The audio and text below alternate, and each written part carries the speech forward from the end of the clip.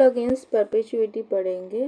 Perpetuity का मतलब itself होता है holding something for infinite amount of time. कोई भी चीज़ को होल्ड करना अनंत काल के लिए या फिर मतलब नॉट फिक्स्ड अनलिमिटेड पीरियड के लिए, उसको बोलते हैं परपेचुइटी। ठीक है, तो ये बोल रहे हैं रूल अगेंस्ट परपेचुइटी मीन्स ऐसा रूल जो कि अलाउ नहीं करता किसी भी इंसान को प्रॉपर्टी होल्ड करने के लिए अनलिमिटेड टाइम के लिए। तो ये सेक्शन अपने 12 में दिया गया है, रूल्स अगेंस्ट परपेचुइटी, कि कोई भी व्यक्ति किसी भी प्रॉपर्टी को अनलिमिटेड टाइम के लिए होल्ड नहीं कर सकता। Perpetuity means to hold something for unlimited period of time. The perpetuity under the property law means holding property for unlimited period of time, making it, ठीक है, अनलिमिटेड टाइम के लिए हम लोग होल्ड कर रहे हैं प्रॉपर्टी को। उससे क्या बन जाएगी प्रॉपर्टी? अनएलियनेबल मीन्स उसको अलग नहीं कर सकते, रिमूव नहीं कर सकते, ठीक, या फिर ट्रांसफ़र नहीं कर सकते, अनट्रांसफरेबल बना देती है प्रॉपर्टी परपिचुइटी। तो रूल अगेंस्ट परपिचुइटी मीन्स जो कि लॉ प्रोहिबिट करता है प्रॉपर्टी को ट्रांसफ़र होने से वन जनरेशन टू अनदर या फिर वन पर्सन टू अनदर। और हमेशा लॉ सपोर्ट करता है फ्लो ऑफ प्रॉपर्टी फ्लो होते रहे, एक पर्सन से दूसरे पर्सन तक जाते रहे, एक जगह पे रुकी नहीं रहे। रुकने से क्या होता है, प्रॉपर्टी एक जगह पे स्टॉप हो जाती है, उससे क्या होता है कि वो कंट्रीब्यूट नहीं करती है, किसी भी व्यक्ति को हेल्प नहीं करती। एक तरह से प्रॉपर्टी है, लैंड है, कुछ भी प्रॉपर्टी है, तो उसको हमेशा यूज़ में आना चाहिए। ऐसा नहीं कि आइडली बस पड़े रहने से उसकी कोई वैल्यू नहीं होती है। अगर वो इस्तेमाल करेंगे, उससे रेंट उठाएंगे या फिर कुछ भी करेंगे, वहाँ से बिजनेस करेंगे, तो वो इकोनॉमिक डेवलपमेंट के लिए यूज़ होती है, कंट्री का इकोनॉमिक डेवलपमेंट होता है। ऑब्जेक्टिव क्या है इस रूल का? कि प्रिवेंट करता है प्रॉपर्टी को being tied up indefinitely. Means कोई भी प्रॉपर्टी हमेशा के लिए टाइड अप या फिर एक जगह पे फिक्स ना रहे। नॉन प्रोडक्टिव या इनएक्सेसिबल ओनरशिप नहीं होनी चाहिए, नॉन प्रोडक्टिव नहीं होना चाहिए, कुछ ना कुछ होना चाहिए उस प्रॉपर्टी का इस्तेमाल। फिर इंश्योर करता है कि एक्टिव एंड फ्री सर्कुलेशन होना चाहिए प्रॉपर्टी का, one person to other, property अच्छे से फ्लो करे, कहीं रुके नहीं, मतलब एक जगह पे ठहर मत जाए हमेशा के लिए। और avoid hindrance to economic development and trade. ठीक है, अवॉइड हिंड्रेंस मीन्स वही है कि यहाँ पे अगर एक जगह पे प्रॉपर्टी रुक जाती है तो क्या होता है, तो वो इकोनॉमिक डेवलपमेंट में मतलब हिंड्रेंस डालता है, बाधा डालता है, या फिर ट्रेड में बाधा डालता है। इसकी वजह से अनरीजनेबल डिले होता है इन्वेस्टमेंट ऑफ प्रॉपर्टी का। मतलब यहाँ पे प्रॉपर्टी में इन्वेस्ट नहीं कर सकते। जैसे एग्जांपल के लिए कोई लैंड है, पीस ऑफ लैंड है, वो डिस्प्यूटेड है, तो दो लोग उस पर क्लेम करके रखे हुए हैं, ठीक है। अब ये प्रॉपर्टी कैसी हो गई, मतलब ना उसको कुछ प्रोडक्टिव कर सकते हैं और ना ही इसको बेच सकते हैं, कुछ भी नहीं हो सकता। ये एक जगह पे हेल्ड रहेगी और जनरेशन में ये खाली बस विवाद होते रहेगा इस ज़मीन के ऊपर। तो इससे कुछ प्रोड्यूस नहीं हो रहा है, इससे कुछ बेनिफिट नहीं मिल रहा है, तो वो जो चीज़ है ना उसको लॉ अलाउ नहीं करता और प्रोहिबिट करता है अंडर सेक्शन 12।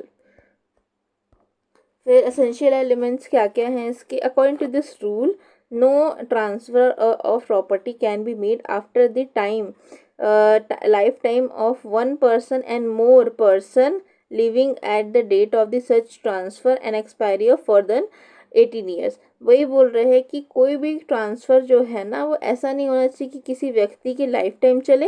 ये जो ट्रांसफ़र माने ए ने बी को ट्रांसफ़र किया, ठीक है, लेकिन ट्रांसफ़र कैसे कर रहा है वो, कि ए की life time plus more than 18 years, ये चीज़ जो होगा वो अलाउड नहीं होगा। तो वो हमेशा ट्रांसफ़र या तो लाइफ के लिए होगा या फिर उसके कम के लिए होगा, या फिर मैक्सिमम जो लिमिट अपने दे दी है लाइफ इंटरेस्ट प्लस 18 ईयर्स, बस इसके अंदर ही अपने को ट्रांसफ़र करना है, इसके बाद नहीं करना। हाँ, 18 ईयर्स भी कब? जब वहाँ पे बच्चा हो, बच्चे के इंटरेस्ट में अगर कोई ट्रांसफ़र किया गया है, कि जैसे इमेजिन कोई वुमेन प्रेग्नेंट है, तो वो उसके जो दादाजी हैं उसके नाम पे प्रॉपर्टी कर गए हैं, तो वो जो है वो किसी व्यक्ति के, जैसे मान ली एग्जाम्पल के लिए यहाँ पे हमारे दादाजी हैं और यहाँ पे मदर है, यहाँ पे चाइल्ड है। तो यहाँ पे क्या किया, इस दादाजी ने इंटरेस्ट ट्रांसफ़र कर दिया उसकी मदर को जब तक वो जीवित है, माने लाइफ इंटरेस्ट उसके, प्लस जो बच्चा है अल्टीमेटली बच्चा को मिलना है, तो बच्चे के 18 साल तक इस चीज़ को करा जा सकता है, उससे ज़्यादा नहीं।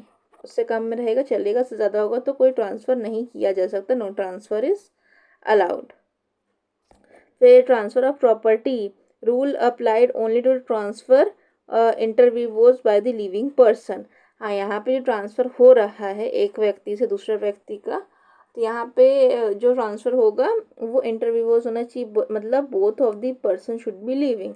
यहाँ पे विल्स नहीं होने चाहिए कि किसी ने विल के थ्रू किसी व्यक्ति को प्रॉपर्टी दे दी, ऐसा नहीं होना चाहिए। फिर लाइफ इन बीइंग की वजह है ना, हम लोग उसके हेडिंग डाल सकते हैं वेस्टेड राइट। मीन्स अब देखिए दो तरह से राइट होते हैं, contingent right and vested right. Contingent right जो होते हैं ना, वेस्टेड राइट मतलब जो तुम्हारे पास ऑलरेडी एग्जिस्ट करता है राइट नाउ तुम्हारे पास वो राइट एग्जिस्ट करता है। कंटिंजेंट राइट मीन्स एक राइट है जो तुमको मिलेगा फ्यूचर में कैसे मिलेगा, हैपनिंग या नॉन हैपनिंग ऑफ कोई सर्टन इवेंट में। कुछ चीज़ होगी या फिर नहीं होगी, तब इस केस में हमको कंटीजेंट इंटरेस्ट मिलता है। और कोई चीज़ है ही तुम्हारे पास ऑलरेडी एग्जिस्ट करती है, पापा की प्रॉपर्टी है तो उसमें हमारा एक ऑटोमेटिक राइट एग्जिस्ट करता है। लेकिन अगर किसी की प्रॉपर्टी, जैसे भाई की प्रॉपर्टी है, तो भाई की प्रॉपर्टी में हमारा इंटरेस्ट नहीं होता है, बट अगर कोई कंडीशन डाल दी जाए कि हाँ भाई के सारे परिवार वाले ख़त्म हो जाए तो ये प्रॉपर्टी मिल जाए, तो ये कंटिंजेंट एक तरह से इंटरेस्ट है उसमें, ठीक है। इसके बाद ये हो गया। फिर मतलब वही है कि जो भी मतलब व्यक्ति ट्रांसफ़र कर रहे, जैसे हमने एग्जांपल लिया दादाजी का, जो कि मदर को देते हैं उसके लाइफ के लिए, लाइफ इंटरेस्ट हो गई प्लस चाइल्ड। तो ये जो ट्रांसफ़र हो रहा है ये कब के लिए हो रहा है, ये लाइफ इंटरेस्ट माने पूरी लाइफ टाइम एंजॉय करेगी मदर, प्लस जब बच्चा 18 साल का हो जाएगा ये इंटरेस्ट उसको ट्रांसफ़र हो जाएगा। तो यहाँ पे जो ट्रांसफ़र होना है वो ट्रांसफरर के लाइफ टाइम तक होनी चाहिए, मतलब जब तक ज़िंदा है ये इंटरेस्ट उसको मिल जानी चाहिए, ऐसा करके बोल रहे हैं। वेस्टिंग मस्ट ओकर, वेस्टिंग एटलीस्ट होना चाहिए, ट्रांसफ़र ना हो तो ना हो कोई दिक्कत नहीं, लेकिन वेस्टिंग मतलब एग्जाम्पल के लिए यहाँ पे जो बच्चा था वो 18 साल का होगा तब उसको पूरी प्रॉपर्टी मिल जाएगी, लेकिन अगर वो पैदा हो गया, बॉर्न हो गया, तब से उसका वेस्टेड इंटरेस्ट उसके ऊपर रहेगा। तो यही चीज़ बोल रहा है कि वेस्टिंग जो होना चाहिए वो लाइफ टाइम में होना चाहिए किसी पर्सन के, जब वो ट्रांसफ़र हो रहा है, ठीक। उसके बाद फिर maximum permissible period, the property must vest within the life time, ठीक है। प्रॉपर्टी वेस्ट हो जाना चाहिए लाइफ टाइम के किसी पर्सन के, या फिर 18 ईयर्स माइनॉरिटी पीरियड है। कंटिजेंट इंटरेस्ट पे अप्लाई नहीं करता,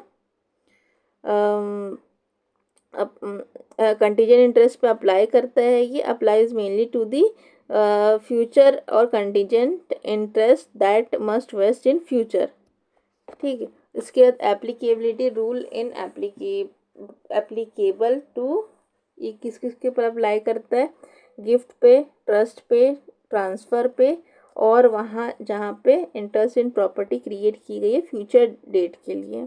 एक्सेप्शंस क्या क्या हैं इसके, तो यहाँ पे exception charitable transfer property is transferred for the benefit of the public, ठीक है। अगर कोई प्रॉपर्टी ट्रांसफ़र हो गई है बेनिफिट ऑफ द पब्लिक, जैसे रिलीजन के लिए, नॉलेज के लिए, कॉमर्स के लिए, सेफ्टी के लिए, हेल्थ के लिए, तो वो ऑब्जेक्ट होता है, वो बेनिफिशियल टू दी मैनकाइंड होती है, वहाँ पे सेक्शन 12 अप्लाई नहीं किया जाएगा। पर्सनल लॉ में सेक्शन 12 अप्लाई नहीं किया जाएगा, जो वक्फ की प्रॉपर्टी होती है उस पर मुस्लिम पर्सनल लॉज अप्लाई होंगे, और वेस्टेड राइट पे भी अप्लाई नहीं करता, कंटीजेंट राइट पे ही अप्लाई करता है। If any an interest is vested by its possession it is postponed, rule does not apply.